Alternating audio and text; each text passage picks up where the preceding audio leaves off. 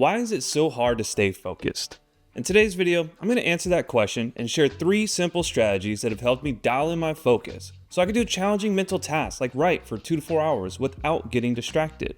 If you're anything like me, it can be extremely challenging to stay focused when you have so much on your mind and a ton of responsibilities on your plate. To make matters worse, our phones are an instant escape hatch never far away, ready to soothe our pains with mindless distractions. I'm sure you've had that moment where you're struggling to get through a portion of your work and decide you need a quick 5-minute break.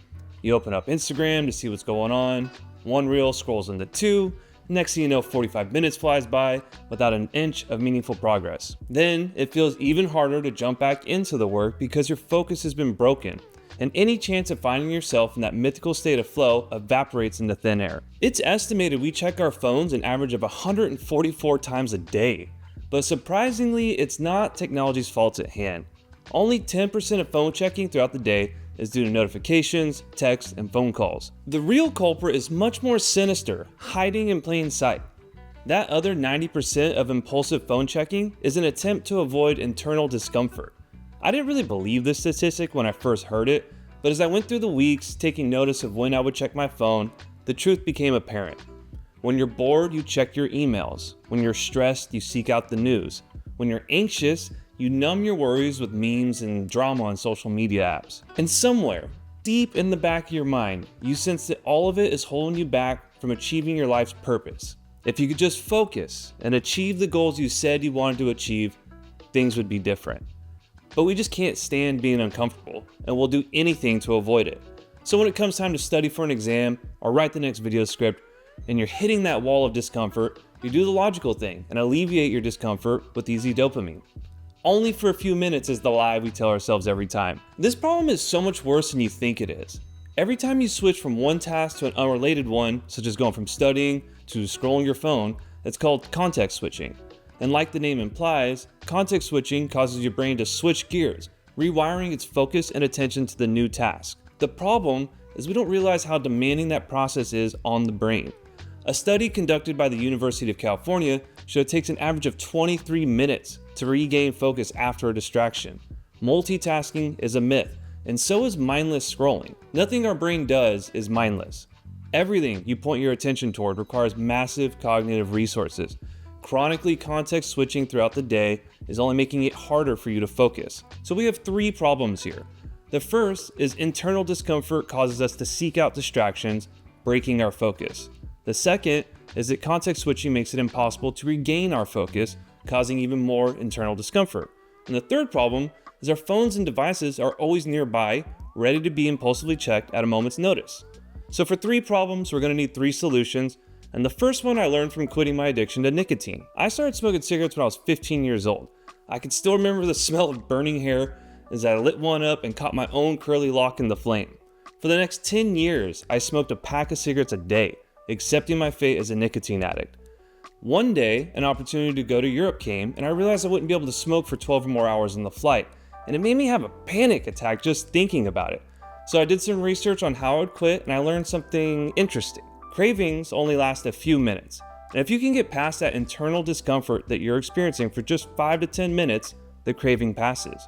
So I made a commitment. The next time I got a craving, I had to wait 10 minutes before caving in. Then something magical happened. My internal discomfort passed, my cravings dissipated, and I broke my limiting belief that I wasn't in control of my impulses. It was an epiphany. I was not addicted to nicotine. Nobody was forcing me to smoke, and my brain wasn't broken. I was just choosing to alleviate my discomfort with nicotine rather than letting it pass.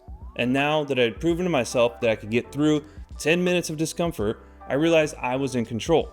And that's the strategy I use to this day to deal with the distractions. Whenever I hit that creative wall while sitting down to write, and I want so badly to go on YouTube to distract myself, I wait. You can't expect internal discomfort to magically wash away without any conscious effort to push through. But know that it gets easier with time. When I quit smoking, I would have at least 50 miserable cravings a day. Then, with each passing day, that number diminished. After weeks, I was only having 10 a day. And after a few months, smoking never even crossed my mind. So next time you're feeling the impulse to do something that's not what you originally intended, try waiting. Struggle for just 10 more minutes. And if you're still beating your head against the wall, then take a break. But wait that 10 minutes. At least then you're in control and not your impulse to avoid discomfort. Things worth doing are supposed to be hard. If you caved your inner impulse anytime you face a challenge, you'll never be able to focus long enough to reach the goals you set for yourself. Learn to ride the wave of internal discomfort and reap the rewards of laser-sharp focus. The second solution is to make it hard to be impulsive. Every battle is won or lost before it is fought. Sun Tzu. It's a fool's game to rely solely on willpower. In a world hyper-optimized to gain your attention, it's like bringing a knife to a gunfight. If you have a sweet tooth and you want to lose weight, the best strategy is to keep sugar far away from your pantry. If you want to cut back on drinking, then keep the fridge free of any alcohol. The key to avoiding distractions is to plan for them. If you want to be more focused while doing creative work, then keep your work environment free of triggers. You're going to feel discomfort. You're going to feel challenged, bored, anxious, frustrated, and stressed. You can either plan for it and optimize your environment to avoid your impulses, or let them take command the moment you hit an ounce of struggle. There are two strategies here that can help. The first is to lower friction to staying focused and increase friction to being impulsive. When I first started writing, it was extremely challenging to organize my thoughts into a coherent piece, and it still is.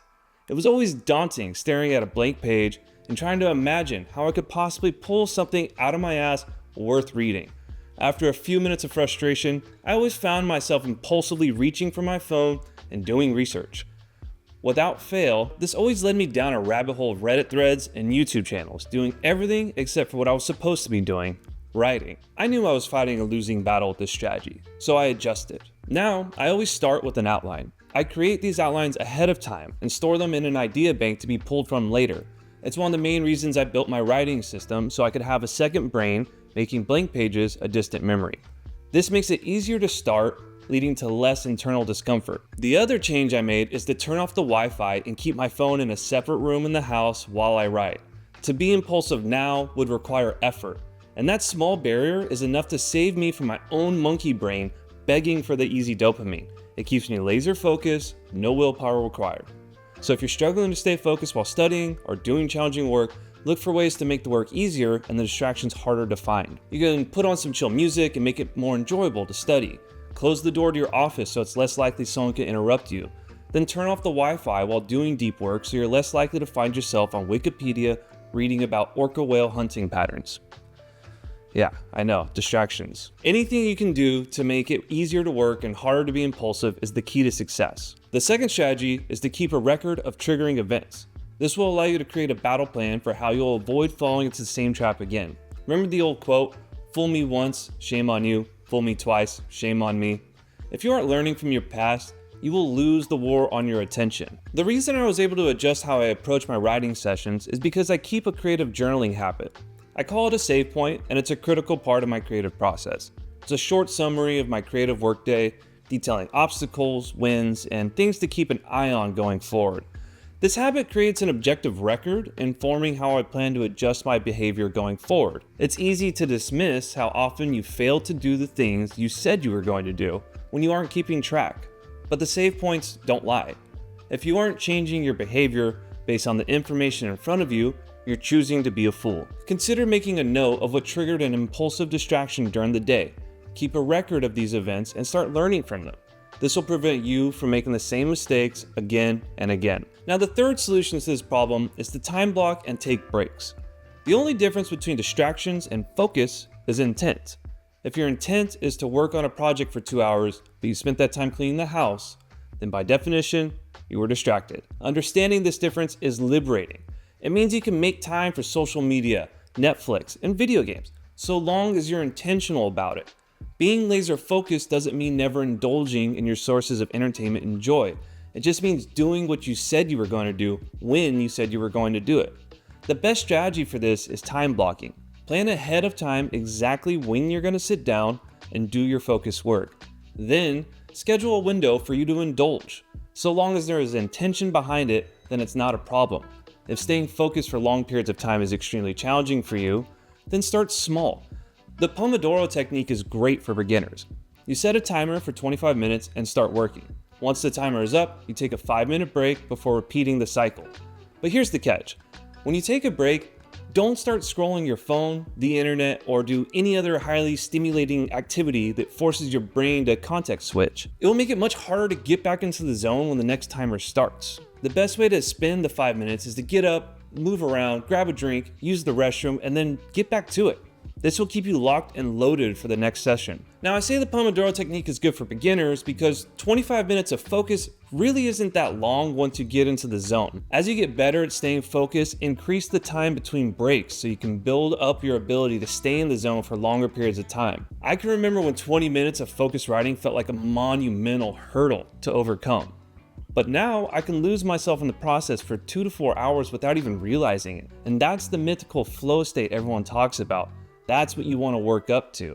Anytime you hit a wall, go back to the first strategy I recommended and wait 10 minutes before taking a break. Push through that initial discomfort and be in control of your impulse to avoid it. If you're still at a loss, take a break. You'll get better at doing this the more you do it. Eventually, you'll get so good, hours will fly by and you lose track of time itself. You'll look forward to these periods of deep flow state. What used to take you months will take you days. And most importantly, you'll finally be the person who does what they say they're going to do.